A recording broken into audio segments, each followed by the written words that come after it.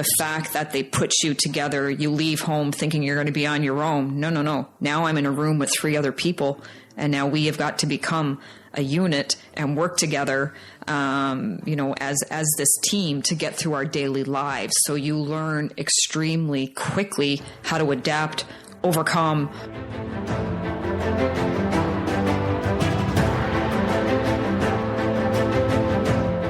In this episode of the NSP, I speak with Robyn Hulan. Robyn hails from Labrador and is a retired Army colonel who is currently the Chief of Transformation for the RCMP. Inspired to serve at a young age, Robyn had an impressive 30-year career in the military with a multitude of leadership appointments, several overseas missions, and a diverse array of jobs. She also has a deep background in working with the United States. She was serving in the U.S. during 9/11, and her last job in the military was helping the North American Aerospace Defense Command, or NORAD, understand how to optimize its use of data to protect the continent. She provides an important and timely perspective on Canada's participation in this critical bilateral partnership, as we've promised to invest billions in NORAD modernization over the next decade. Without further delay, here's my conversation with Robyn Hulan.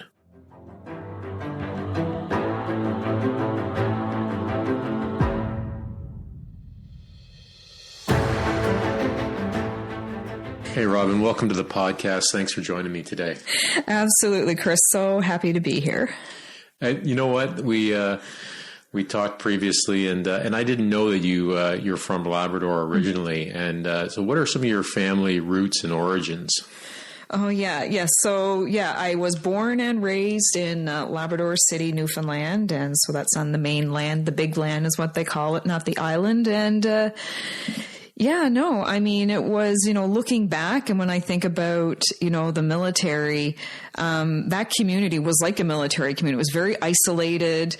We were only 10,000 people, and everybody worked for the mine. So my dad worked for the mine. And if you didn't work for the mine, then you were part of the support community. So it was a very little microcosm ecosystem of people. And then, my dad actually served 3 years in the Army, as an armored, trooper, back in, in his early days when he was 17, but he only did 3 years and got out.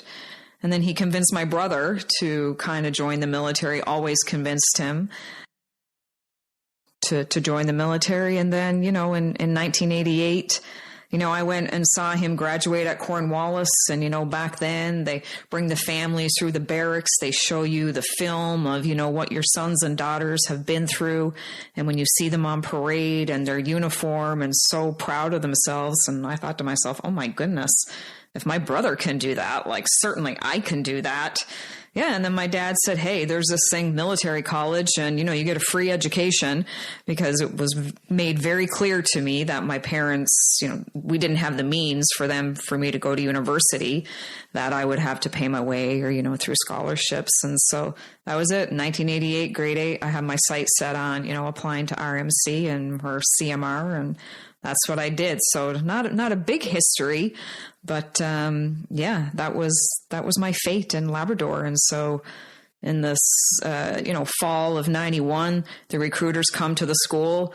I get that paper, go home, get my parents to sign it, and off I go to Goose Bay, to apply. I'm only 4'11.5", and back then you needed to be 4'11 3/4 to join the military.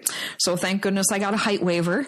I don't think those same standards apply today, so that's my story of how I joined, and everybody has a story about what motivated them, to sign up and serve, and certainly my brother was the one who inspired me.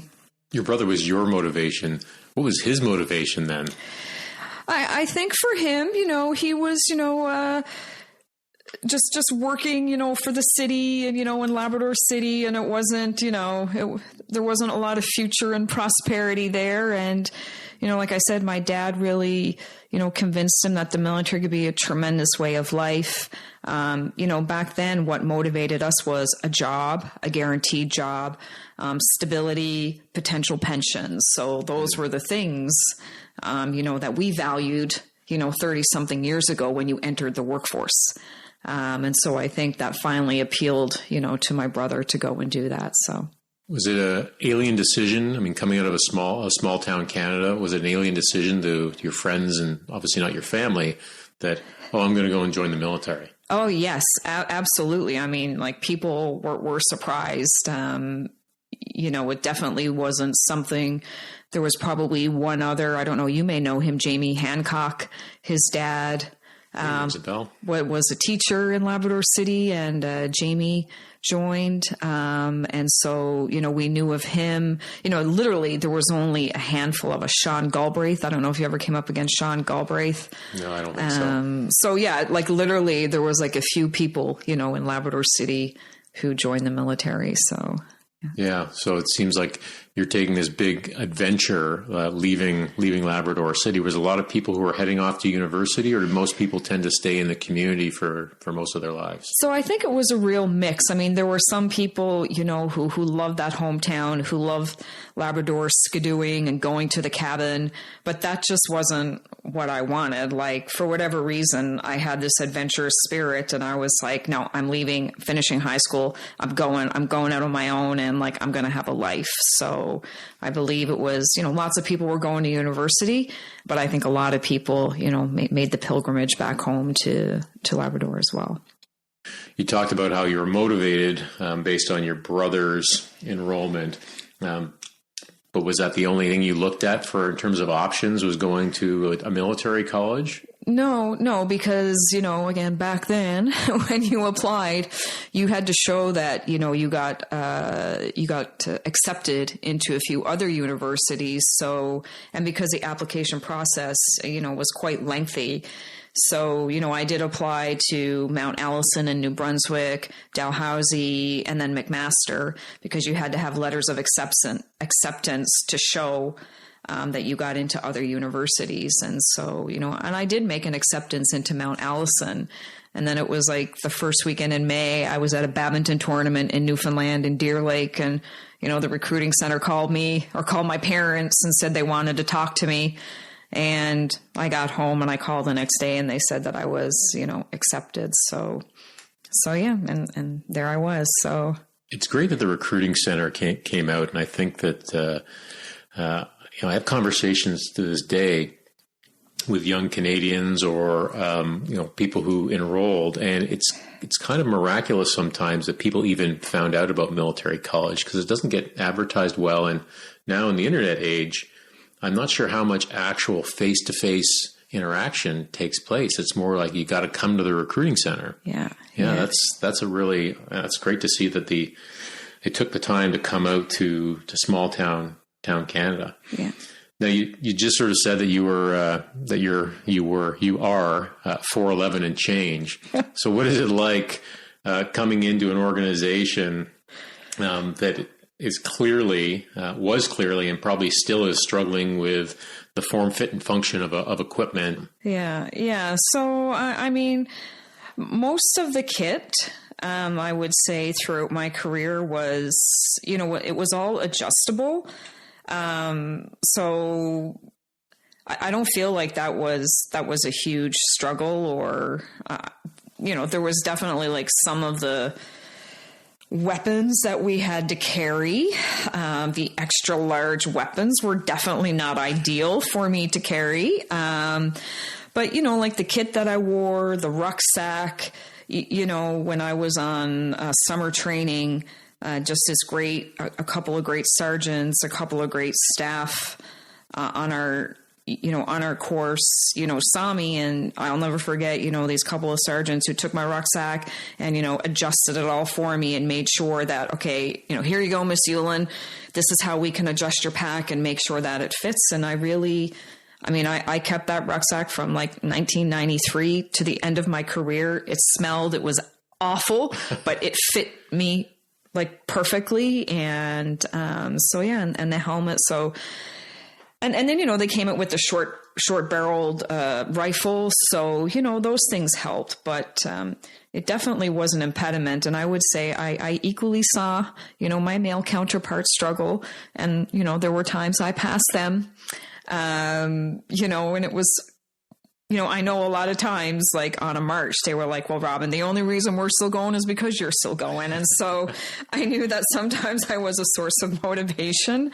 But yeah, you just had to live in that hard for a bit. How was that transition from Labrador into the military, especially military college? I went to Collège Militaire Royal in Saint-Jean. So, I was plucked out of Labrador City and, picked up at the Montreal airport, and off we went to Saint-Jean. And then, I got introduced to, 2 weeks French, 2 weeks English. And, I did a bit of French immersion in high school. And, looking back, I mean, it's amazing how it's not only about verbal communication, and instantly when you had Anglophones and Francophones come together at 17 and 18 years old and we didn't speak the common language, it was the gestures, it was the showing, it was, the show and tell to someone. And my first roommate, Annick, was completely French and I was completely Anglo. And she took me off to the Canucks with my first $100 and just threw everything in my basket that I needed. And we never spoke the entire time. So really, communication is more than just, speaking to each other. It can happen in so many other ways. And the fact that they put you together, you leave home thinking you're going to be on your own. No. Now I'm in a room with 3 other people. And now we have got to become a unit and work together, as this team to get through our daily lives. So you learn extremely quickly how to adapt, overcome, adjust, like your behaviors and how you're interacting with each other. And that human interaction is heightened more than probably what you've ever experienced in your life as, when you land at RMC. So you have that sort of military culture shock.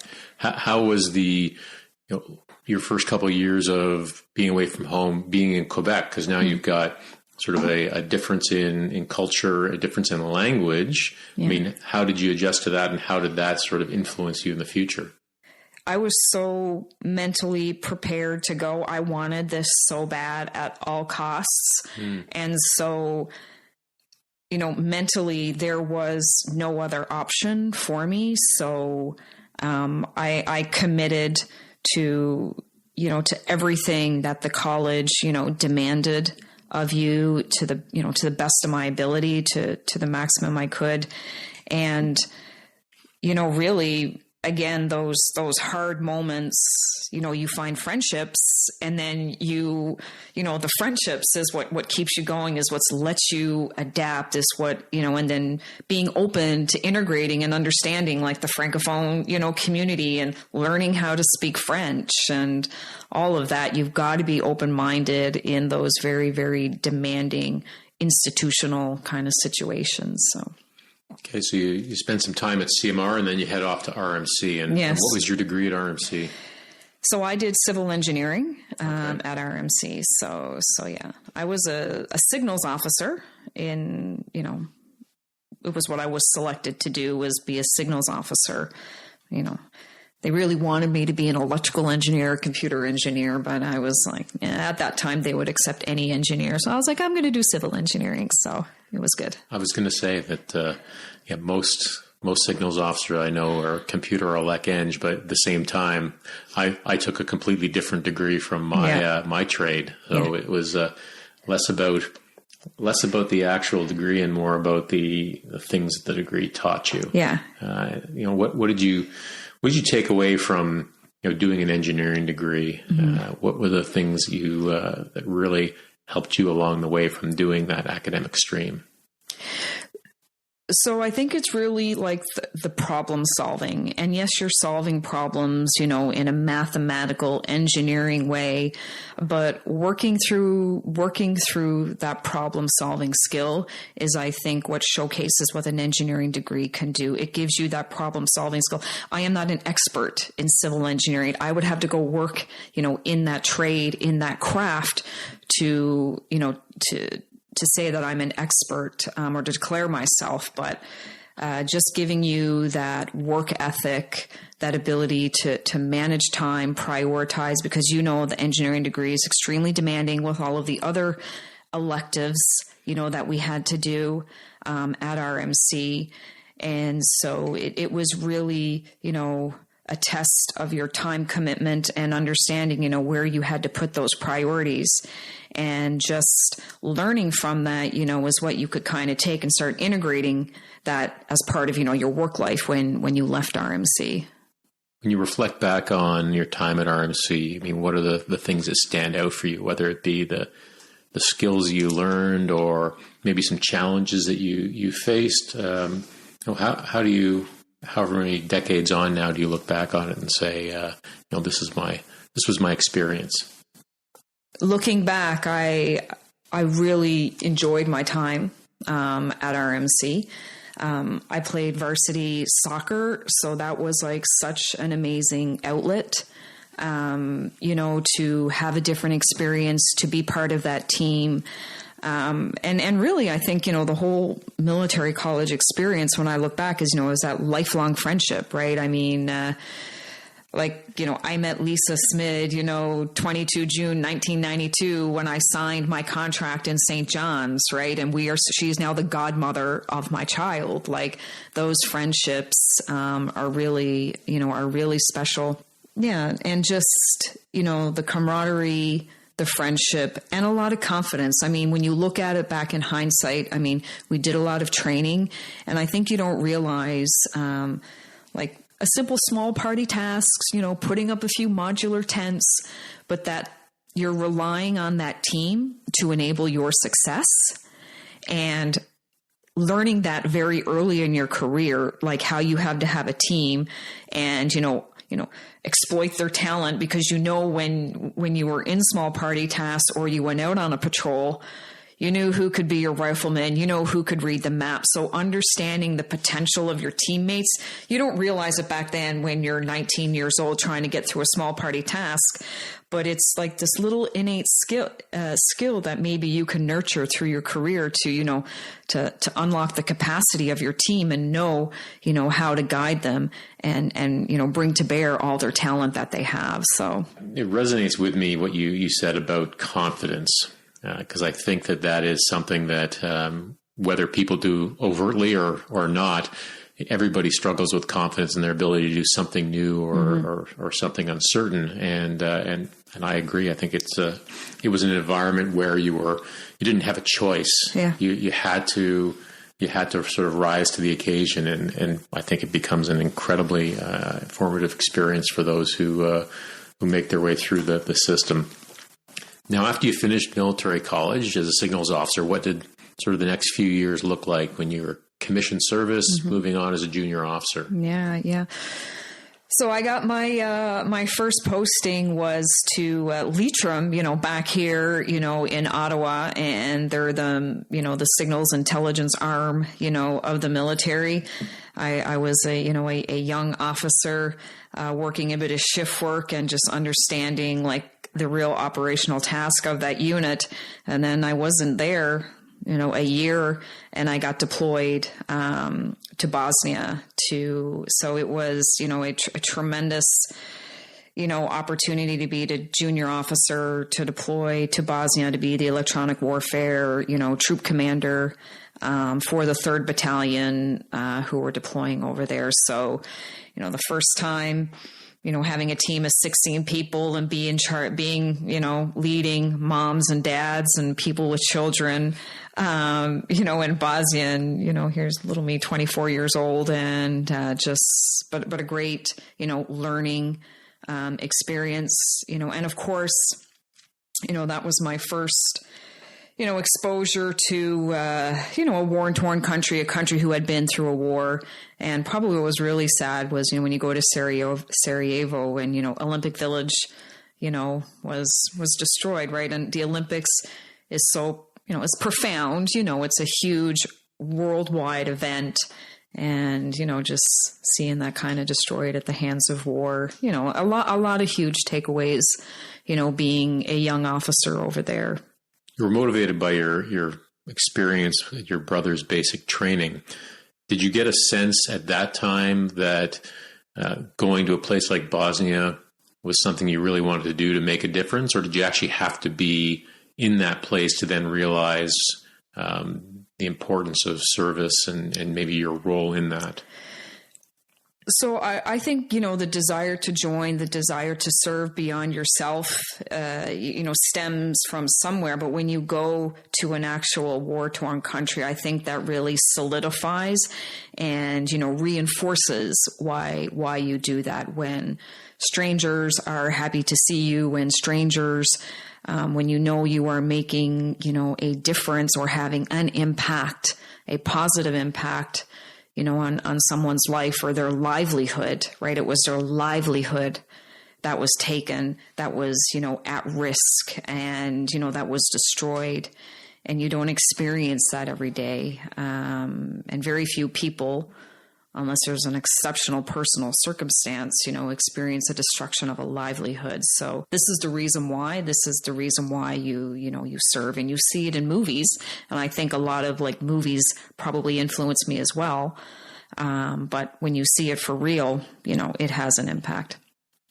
It's interesting you make the comment about the movies, because I've spoken to a number of people on the podcast, and the influence of pop culture has been mentioned on more than one occasion, right? So whether it be pop culture post World War II or pop culture post Vietnam, you name it. So that's it seems to be a common theme of that, the influence that media has on people's sort of vision of the world in the future. Yeah.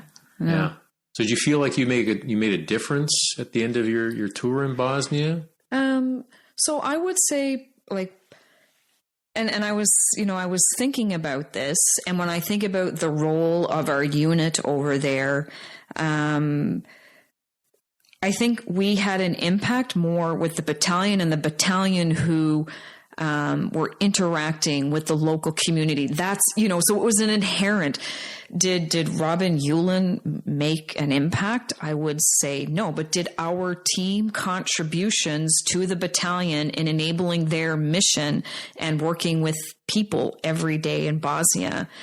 That was the impact. And some of our soldiers, were, embedded, with the battalion, and they saw the impact, that they made. So supporting them, being part of that, leading them, helping them, guiding them, being a part of it, making them feel valued was I think the impact. Did I impact the life of a Bosnian? I don't know. And I would leave that up to 3rd Battalion to make that assessment. Yeah, that's an important thing, I think, for listeners to understand is, what Robyn's talking about is back in those days in the Balkans, the people who primarily interacted with the affected local population were probably more infantry, armored, and then those people are then supported by different trades like the ones that Robyn and I were a part of. So whether it be the communications trade or the engineering trade, so there may not be as much direct contact, and that's a great sort of segue about life as not being maybe a trade that's always in the limelight. And was that something that you came to understand quickly, that being in and I don't say supporting in a pejorative way, because that's very much was my trade as well, but did you understand that going in, or was Bosnia that moment where you sort of went, oh, okay, I am that sort of one step removed, and that's okay. Totally. Because you can still deliver excellence in that way.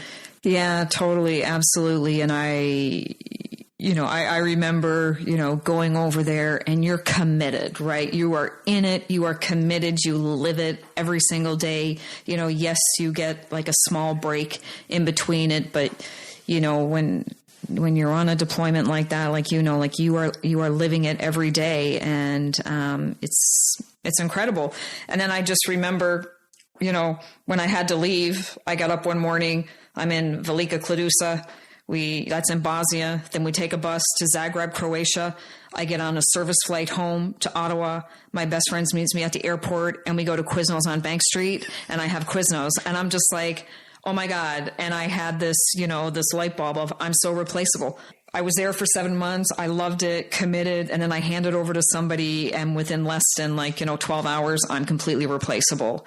And I think in that moment, and, that is definitely something that I've carried throughout my career to give me perspective. Like, no matter what job I had after that, the next team was going to do the same thing that I did, and they were going to live the same thing. And then they were going to get up one morning and come home to Canada, and they're going to be replaced. And so that gives you really good perspective on, where you are, like not pecking order, but just how you value and how you see your work life, moving forward.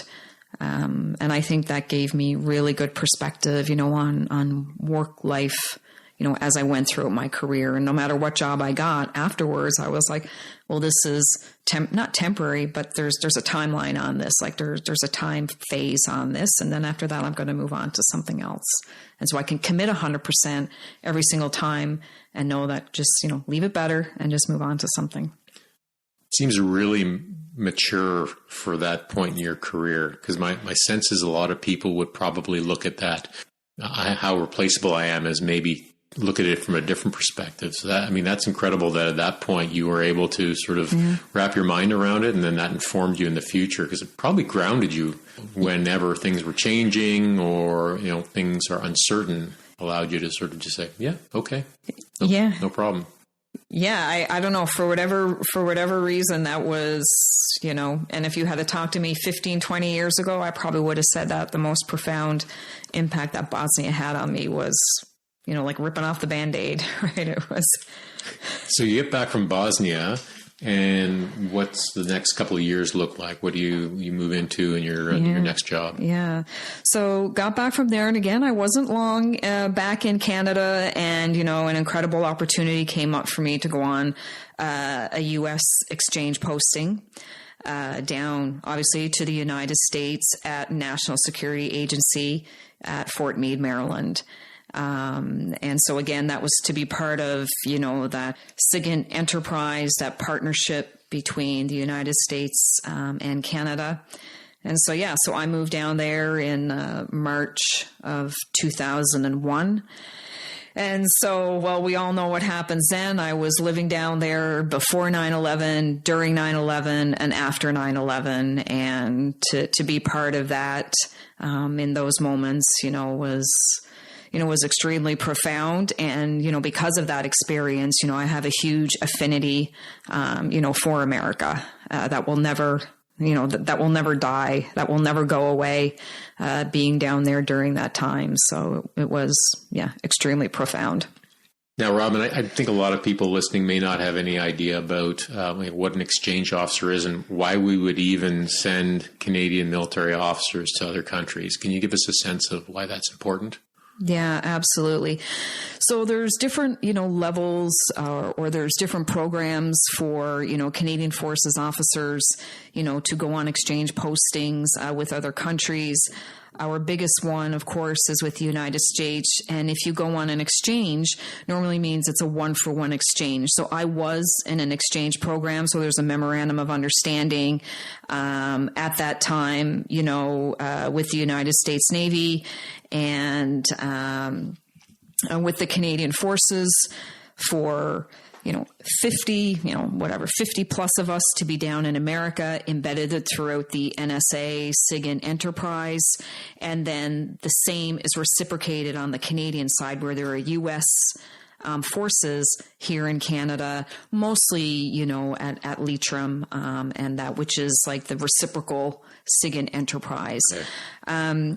The value of that, is incredible. I mean, the access, the trust, understanding, the resources, what they put behind, what they commit to in regards to national security, and, their culture of national security is admirable. And it was like one of the biggest things I took away from being down there at NSA and how they resourced it.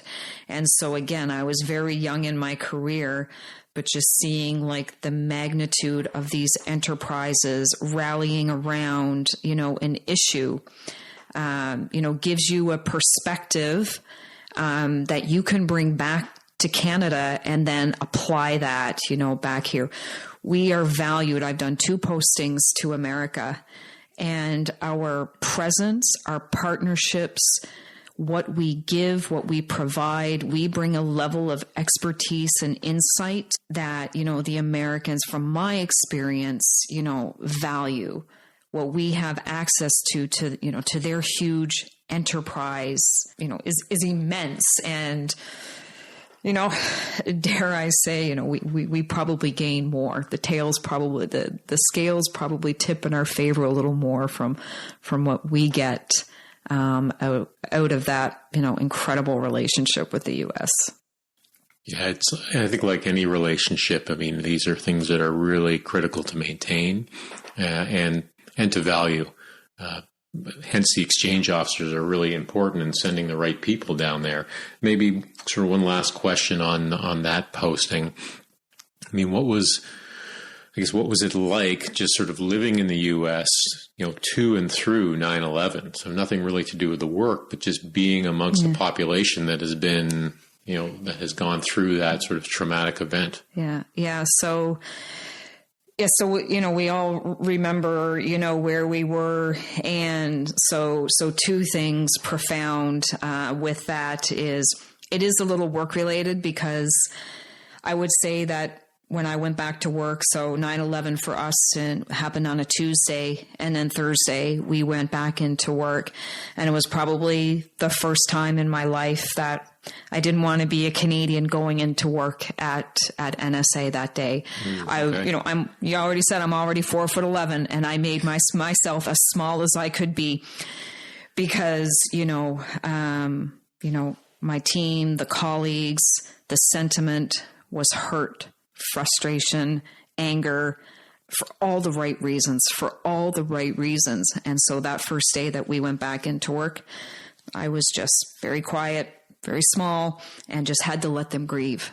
In regards to outside of work? Yeah, I don't know where you were living, if you were living in a community, if you were part of that community, how you saw maybe your neighbors or your U.S. friends, dealing with this. Yeah. So in my community, so I did live in Annapolis down there, which is, where the United States Naval Academy is on the water, beautiful. And my network was mostly military. So my friends were military. My U.S. friends were all military. And so, they were just all very just dealing, with what had happened. But when America, I would say, puts its might around something, like they're going to get it done. And I think that's what I saw them do, was put their might around rallying, get that coalition, and to respond to 9/11, and seeing that happen for real around me. The U.S. Navy, projecting power forward back then in the early 2000s, right? Like that forward projection of power. Mm-hmm. I don't think you really understand that until you get on a U.S. aircraft carrier and see the power that a U.S. aircraft carrier has. And so to experience that, to see that in those kind of contexts and light was amazing. Like such an enriching experience, again, like at so young in my career at that time. So now if I can just quickly recap. So you've come out of Labrador, you go to military college, you come out of military college, your first posting, you get to Bosnia, you come back from Bosnia, quickly you're down to the NSA in the U.S. Was this the sort of the pace of life that you were looking for? How did you balance the work-life piece? Was that important to you? Because I think a lot of people can probably go, okay, you're in your mid-20s or whatever now, and you've already lived and had these experiences that most people don't in an entire lifetime. Was that exactly what you wanted, or was this something that the pace was a bit of a surprise? It was what I wanted. I didn't know what I wanted, but this was feeding everything in me. Like I was loving it. I was thriving. I feel like, I don't want to be surviving. Like I want to be thriving every day in my life. And, I felt like during all of the, all of that time in my career, I was thriving, and I was definitely thriving down there, and I knew nothing else, and was just happy to live it, every day, and just Yeah. Wow. Like when you say it like that, I don't realize what was kind of packed in like my first 8 years of my career, but very, very grateful and yeah, just thriving in those moments. I didn't see anything negative. I was extremely happy and, just living my best life. So. Yeah. You didn't see it as any form of a sacrifice, in that way? No, I never saw it as a sacrifice. Maybe, later in my career, whilst it probably was a sacrifice in that moment, I wanted to do it, but I have zero regret. You know what I mean? Like, I don't regret anything that I did in my career. And yes, sacrifices were made along the way. But it was what I wanted to do, in that moment. And I don't have any regrets, for that. Probably one area, that I did make a sacrifice, but I was, very, very supportive was, so I had my little boy really late in life, near the end of my career, at 40. And, probably, the sacrifice I made back then was, going and taking command of a unit, 2 months after I had my child. But I mean, I had a wonderful husband who, took over those duties and, living close to base, I could make it work and for nursing and all of that. But so I think that was a sacrifice, but I don't regret it, but it was still a sacrifice. You just sometimes need to make some of those sacrifices and that's okay. It's not a bad thing to make a sacrifice. In that moment, again, it was what I wanted to do. And I don't have any regrets about doing it. I think I was very lucky to have been able to make that sacrifice with an amazing partner, husband, to help me in that moment to succeed both in my career and in our family life. So I think that's a great sort of perspective on things, and it may be alien to a number of people listening that haven't necessarily been in a situation with sort of that level of service and that level of commitment, how motivating that is. And it doesn't necessarily feel like a sacrifice. It feels like the things you're trying to achieve, the things that you want to do. And as you sort of said at the start, I mean, how mentally focused you are on that goal of finishing military college, getting into service, and filling that role in the military. I think that's a very important perspective for people to understand. Perhaps we can switch gears a little bit and move to Afghanistan and give people at home a bit of a sense of your what you did in Afghanistan and that mission, and maybe how it was different from your Bosnia experience. Yes. So back from America and landed in Kingston at the Joint Signal Regiment, which is a communications and, support unit for the Canadian Forces. And during that time, the Army was full-blown committed to, Afghanistan, and not just the Army, like the entire Canadian Forces was committed to that. And then there was the announcement that, now retired General Assad was going to lead one of the major sectors over there in Afghanistan. And now there would be a strong Canadian contingent to support him. And, as the mission evolved, and different coalitions came together for this part of the mission, Regional Command South, it was a tri-national. So it was between Canada, a partnership between Canada, the UK, and the Netherlands. So a trilateral partnership is what we had. And so for that mission, I was selected to be the commanding officer of the Signal Squadron. And the Signal Squadron at that time provides all of the IT, information technology, all of the communications support to that headquarters and beyond to the region. And we also provide the real life support. And, if you've ever, for those who have deployed or, leave your home, that real life support, your laundry, your car, your truck, your bedding, your ablutions, your toilets, your food is, that means a lot. So we were a trilateral squadron there. And so it was, again, another incredible opportunity where I had a troop of Canadian soldiers, I had a troop of British soldiers, and I had a troop of Dutch soldiers. And so we were there. My deployment was, about 10 months over there supporting General Lassard's headquarters for the entire time. So again, we were more or less inside the wire so inside the Kandahar airfield.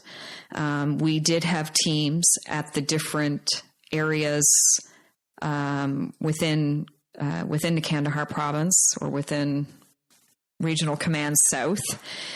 And so we extended, that network of communications, to the various other countries that were supporting the mission at that time. What were your initial impressions about Afghanistan vice Bosnia?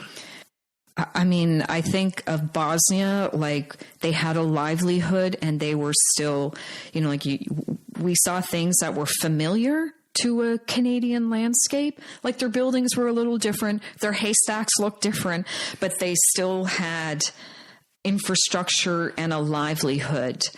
I would say in Afghanistan, seeing a culture that has not truly evolved was probably more challenging, to see. I mean, the landscape was harsh, to kind of see some of those realities of, that there is not a lot of livelihood to be had, I think was probably one of the biggest differences. What was it like having the opportunity to see a Canadian in charge of something so important? Because it doesn't happen very often. And you were in a prominent position in the headquarters. So did you have an opportunity to see Mark Lassard in action and witness sort of Canadian leadership in such an important time in that mission? Yes. So absolutely. In that role, absolutely being part of his, command team, his senior staff team, attending, the daily battle rhythm updates. I definitely got to see, how he interacted with his staff, how he aligned with his commanders, and how he really used, the power of influence in a very good way. And I learned from him and he would say in Regional Command South at that time, there was 22,000 soldiers. Now he only had command of, can't quote me on this because I can't remember the numbers of 2008, but I don't know, did he have command of 9 or 12,000 soldiers, but influence over 22,000. And so really learning the good powers of influence and how to get after the mission, I think I learned from him. And then following, our tour together there, I then became his direct staff officer for about a year and a half. And then I was back and forth with him, not only in Afghanistan, but with other mission commanders around the world, and, saw him, interact and, alignment and consensus, right? Like aligning is what I really learned from him, like alignment. And then something else is consensus. And consensus isn't always agreeing. Consensus means there's a giving and taking. And sometimes we forget that. But to have consensus within a mission or within an objective, there's a point when someone is giving and someone has a take. In a very defined moment, it's not enduring. So understanding that and seeing how, watching him and observing him, navigate through some very, very, very demanding scenarios, was impressive. So you got a chance to work with him in deployed, and then when you came back, now you come back to Canada, you go into that headquarters immediately with General Lassard? So we had about 6 months together where, when we came back from our tour, we took a bit of leave, and then he had about 5 months where we just did like a professional, like road show and, right. Where sharing lessons and. Yes. And then he got command of Canadian Expeditionary Forces Command. So we were together for those 4 or 5 months afterwards, and then we went to CEFCOM together. You're in CEFCOM. You're working with General Lassard. The But you moved to NORAD at some point. How much further along was that you ended up down in NORAD? Yeah, so that was almost like 9 years later. Okay. Yeah, so I did, time with Army training and then commanded 21 Electronic Warfare Regiment and then came to the mothership of Information Management Group in Ottawa. Oh, no, I was the executive assistant to General Bose as well, back at Canadian Joint Operations Command. So, yeah, another incredible experience, this opportunity to see another great general, in action, for the Canadian forces. So, yeah. Back and forth, Ottawa, Kingston, and doing that. And then you have an opportunity to go to NORAD. And maybe you can give a quick explanation of what NORAD is for people listening. Yes. So NORAD, North American Aerospace Defense Command. And we don't only track Santa now, and everybody has seen that from the balloons. It's a great tracker. It's a great tracker. And it's, it's very interesting that story. But yeah, so NORAD, is a binational command, and there's, I say that word binational, it may not mean a whole lot, but it truly is. It is one of the only binational. So we have two countries, U.S. again and Canada, who have committed to standing up a binational command for the aerospace warning, control, and defense of North America. 3 huge missions when you think about all of the aircraft, the thousands and thousands and thousands and thousands of now airborne objects. It's no longer just aircraft. We have way more airborne objects, in our environment that we need to understand the potential threats or not. Are you saying airborne objects? You're talking about aircraft. You'd be talking about drones. Yeah. You could be talking man-made, right. Yes. Weather balloons. I say in air quotes, and absolutely. Yeah. All of these airborne objects now are cluttering and giving another level of complexity to aerospace warning, control, and defense. Because I imagine NORAD was originally designed, probably originally for aircraft and maybe missiles. Right. Yes. And so now, when you broaden the number of things you're looking at, that, as you said, makes it more complex. Yeah. And NORAD, because, we'll go back to 9/11, and this will tie it together. So NORAD, when it first stood up in the 60s, or maybe it was 1958. Again, don't quote me on these dates. Look them up. Google them. I will put them in the show notes. History of NORAD. Stood up. It's like 65-year partnership right now. But it was to protect the skies. Their original focus and, operational framework was for aircraft coming towards North America. And then 9/11 happened, and, now we're inside of North America. So the mission had to evolve so that we were tracking aircraft with inside North America as well, because, it's all threats, foreign and domestic. I hadn't even thought about that. Yes. So that nuance. So it changed the trajectory, or just evolved the mission more for that look in, as well as looking out of our boundaries of North America. So important. Like, the mission is so important. It's every day, 365, 24/7. There's an operations center, and, multiple that are, making sure that, our skies are safe.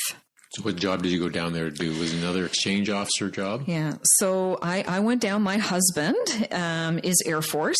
And so he got selected to go down on the exchange posting. And I was a +1, but I feel the Canadian Forces did an incredible thing and accommodated me and, sent me down there with my husband so that I could work. And NORAD, accepted it, getting an additional officer. The Canadian Army accepted letting me go, and I'm so grateful.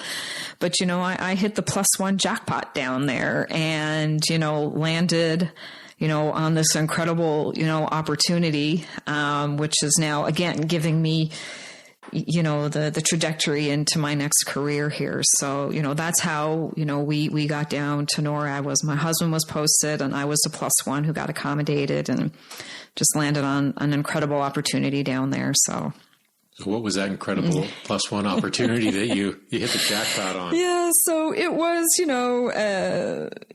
it was called this Pathfinder initiative. And yes, there's lots of Pathfinder initiatives out there. I know it's a common term, but in essence, the NORAD commander was a believer in technology. He believed that we could leverage technology to better enable or enhance his decision-making space. And he wanted a small team to get after that for him, because you can appreciate that when there is a potential air threat, the time to decide to scramble a response to a potential air threat is quick. And, a fast twitch mission is, what they often refer to it down there. And so, as we are using a lot of manual processes, it's just the nature of the beast. It's just the way we've evolved. There is a better way that, we can leverage technology to automate some of those processes to increase and open up his decision space. And, while we were down there, the NORAD CIO was charged with solving this problem. Here's a problem I have. He said, go after it and try to solve it. So, she, with all of her might, and with the backing of a 4-star general, created a small team, and I became a +1 on that team, later led that team to get after really, leveraging, digital tools and technology to, shift that decision space left for the commander. So that's what we did. So really learning about a digital transformation from a data, from an automation, from a cloud, from a machine learning to a user experience, and what that all means, all encompassing together. And when we reflect now and think about the digital touch, the digital era, the digital transformations that are happening all around us, like I had no idea in 2019, and we're only talking 4 years later, again, what an incredible opportunity it would be. And basically it would be the stepping stone for my next, career state. So when you say shift left, you're talking about giving that decision maker as much time as possible to make that decision. Absolutely. Yeah. Absolutely. Giving them more time. Where do you even start to solve a problem that big? Well, first it's really, I think, understanding the decision process. So technology is really good, but when you think about, is only one piece of it is what I should say. So when you think about a digital transformation, a digital solution, there's normally a process behind everything. And you really got to unpack that process, because within that process, we have people and policies. In order to, and then there's technology, but in order to accelerate getting after that solution, you need to understand what some of those challenges or roadblocks are within that process, that end-to-end process. So we were able to unpack that, understand there were some, policy, process, things that we could, automate. And then, we just started looking at it from end to end and just chipping at it, piece by piece. And I think too, because we were after like solving a problem. When you start with a digital transformation, you can't just change the entire network overnight. So starting with a problem that was finite, that had a dedicated process already, and that we had tremendous control of the resources and people within that process and within that framework.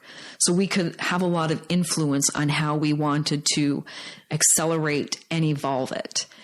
And then, we really needed some, technical expertise. So, we were able to harvest, some technical expertise from industry. I would offer again that I saw the team down there, really financial ninjas at working with contracts to enable that. And then probably what was the accelerator of this program was working with Defense Innovation Unit.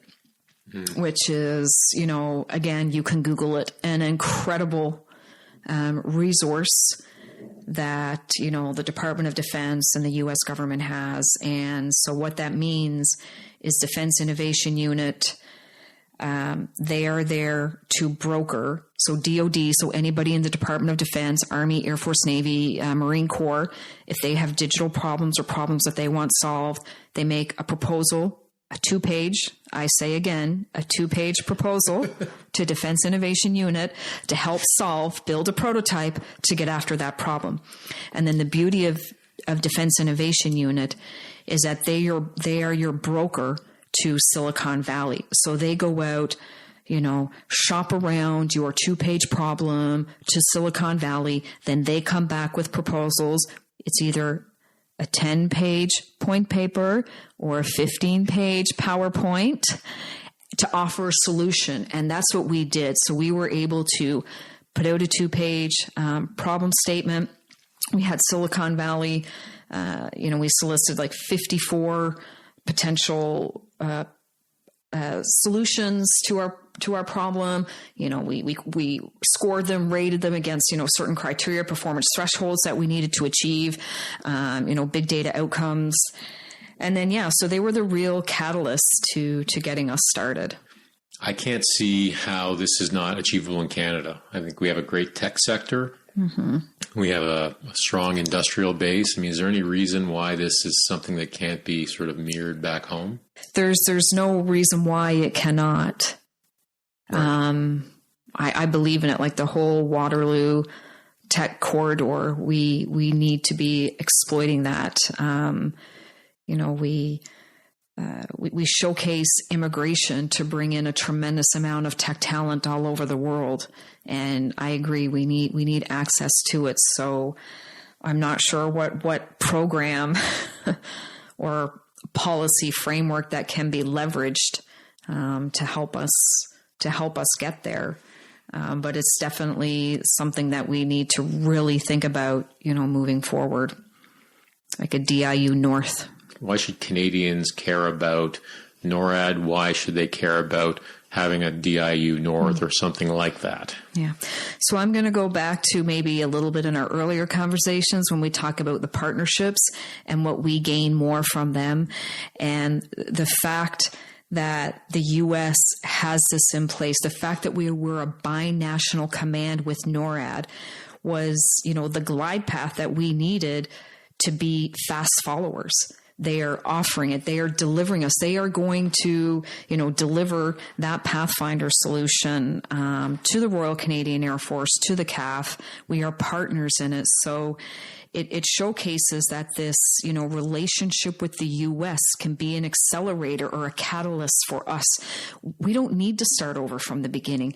They want to help us accelerate and bring us to their level. So we can be a tremendous fast follower in this space. And, the partnerships with NORAD and exchange postings, the military to military relationship is strong, is extremely strong. And it's something, we could have a start state. We don't need to start over. The Americans will help us to get there, a tremendous catalyst. So how long were you down in Colorado Springs? 3 years. So we came back 1 year ago, like last summer. Okay. Yeah. And you came back and you initiated your retirement while you were down in Colorado Springs? When I arrived back in Canada. So I had kind of gave indications that I wasn't sure what I was going to do. And, the final job that I landed on coming back was just would not be a job that I would be thriving in anymore. And so I knew that job couldn't give me what I needed. So I made my decision to retire, after we got back to Canada, and just arrived here, had a few conversations, and it just solidified my decision. And probably what, part of that decision when you think about transition, from the military retiring, I had done 30 years, really enjoyed it, as you can probably hear in my voice. And then realizing, these amazing skills that I got down in this Pathfinder, and that probably leveraging those skills to now really start harnessing some expertise in this environment. And so that's where I wanted to move to transition was I have some skills. Now let me hone them and let me evolve them to some level of more expertise. And so that's what I was really looking for, was to, and I kind of found it right now, being the Chief Transformation Officer in the RCMP with a focus on digital transformation. This is another incredible opportunity to, develop that expertise, based on the skills. And I'm so grateful to the CAF for my time in NORAD. I wouldn't be in this position had I not had this experience. So was that the main draw, was the continuing the skills and the education on the digital front? Was it also appealing that it was continuing to serve with another sort of national security or another national organization? Did that come into your calculus at all, or was it really driven by the actual job itself? I would be honest and say it was really like I wanted to do something in that digital transformation space, and landing in the RCMP, I always say it's been a real soft landing into an organization that's focused on, policing, national security. So a soft landing again into a uniform, non-uniformed, hierarchical organization where I'm familiar with, that kind of culture. So, but it was the digital transformation that really intrigued me. And again, it's just been a super bonus that I'm able to do that for a distinguished organization like the RCMP. So after 30 years of service, you reflect back on that. What did your service mean to you? It's meant so much. The first 30 years of my career being part of the Canadian Army has just taught me so much. It gave me, an enriching life, friendships, my family that I'm so grateful for, and it really made me understand, again, some of, not the hard lessons, but, it really is about, mind over matter. Again, I go back to being 4'11", and you, Chris, you're sitting here in front of me. I would say that, a 15-kilometer rucksack march was way easier for you than me. But, it really is living in that hard sometimes. And I reflect back on, you have to live in the hard, because the hard isn't forever. And so many people have done it before us, and people will do it after us. So, living in the hard is temporary. And when you live in that hard, that's how you build that resilience and that mind over matter. And through every experience, from the first time I donned the PT shorts at CMR and you go out on a run or something, like it has always been that. For other Canadians, I know that the two generations behind us, the millennials and the Gen Zs, they're craving social impact. And you can have an impact by serving beyond yourself. And, that social impact, we may think of it as TikTok and Instagram and Snapchat, but you can have a social impact that reaches far beyond, your iPhone by, signing up to serve. Do it. And you don't have to do it forever, like probably we did, because that was our culture. That's my culture. Sign up and do it and get your pension. I loved every minute of it, but you can also, have an impact, and you can be motivated and contribute and, do good for society and beyond. So yeah. And then finally, as I was, thinking about this is really, and I probably mentioned it a few times, is, impact. And when I look back, I think about, all the people who've had an impact on me, how I have responded to those impacts. And, maybe I've had a little impact on a few people along the way, but that's not as important as the impact that so many people have had on me, and how I have taken all of those experience and all those people and, been able to, thrive in a 30-year career with the Canadian Army. Did you have mentors along the way?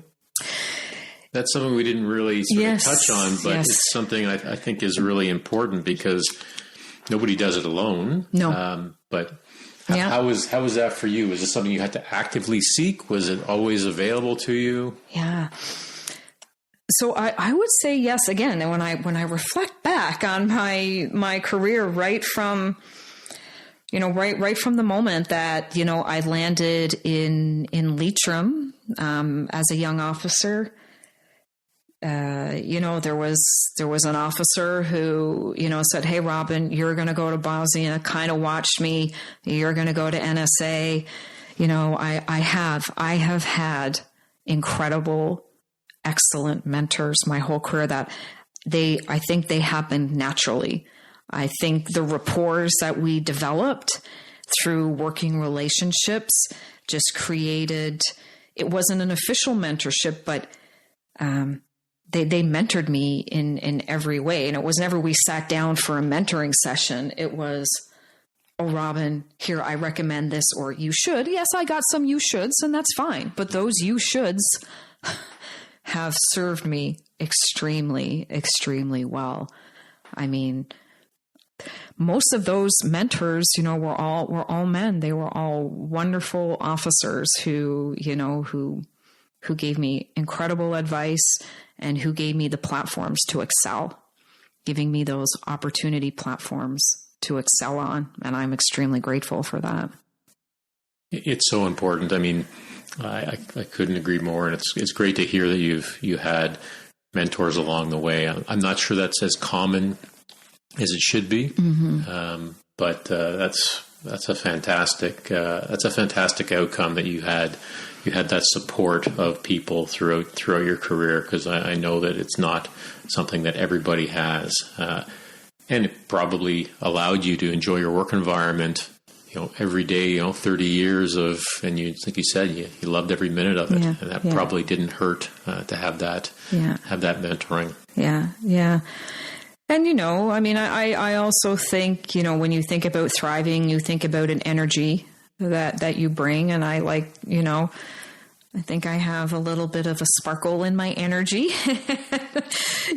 Sometimes you just need a little bit of sparkle in your day, a sparkle in your energy, something to bring some goodness and, bringing a positive energy every day to work, was probably, when I reflect back on that too, was something that I think I did most days.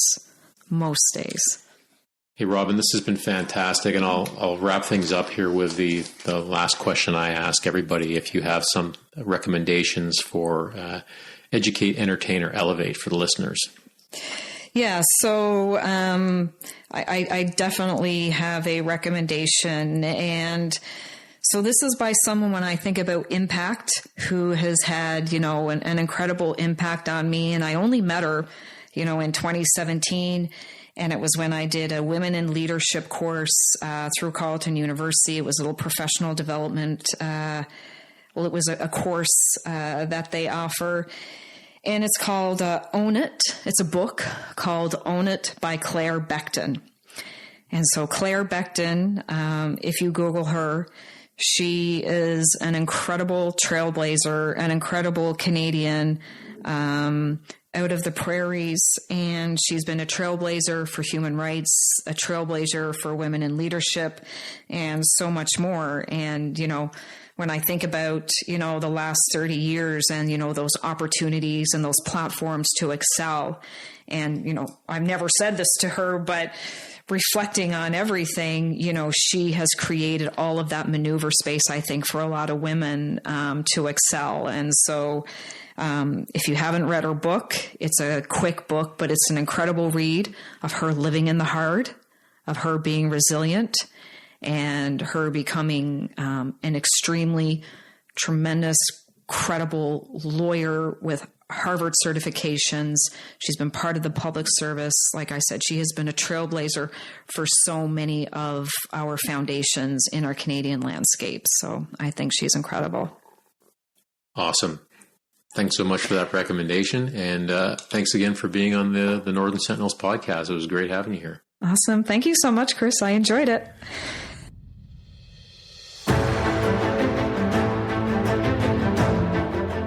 You can find more information on NORAD and the Pathfinder Initiative, the Defense Innovation Unit, the NSA, and Robyn's book recommendation, Own It, in the show notes.